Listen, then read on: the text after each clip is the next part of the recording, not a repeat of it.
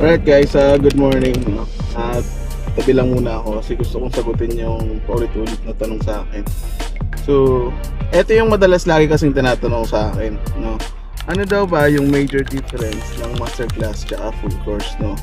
So, like 2 days ago, mayroong isang babae nagtanong siya. Sabi niya, boss, pwede ba akong dumiretso na lang sa masterclass nang hindi dumadaan sa full course? Sabi ko, medyo tricky yung tanong mo kasi to be honest, ganito, para mas mabigyan kita ng wide perspective, ganito yung possible na ma-experience mo kasi sa masterclass, dahil signal based na siya, kumikita ka, given yun, pero hindi mo masyado naiintindihan yung thought process ng system.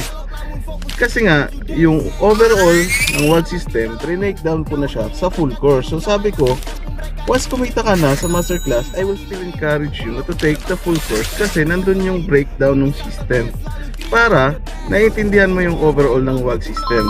Yun yung pinaka major difference talaga nila. Kasi sa masterclass, signal based na siya. Susunod ka na lang sa rules, susunod ka na lang kung may signals, diba? So parang in general, parang sa pinakasimpleng analogy, sa masterclass, profit muna bago learning. While sa full course, kailangan mo talagang aralin muna bago ka kumita. Yun talaga yung pinaka major difference. So kung halimbawa newbie ka, tapos gusto mong maintindihan talaga yung overall ng work system, sa full course ka pumunta, wag sa masterclass. Alright guys, God bless, bye.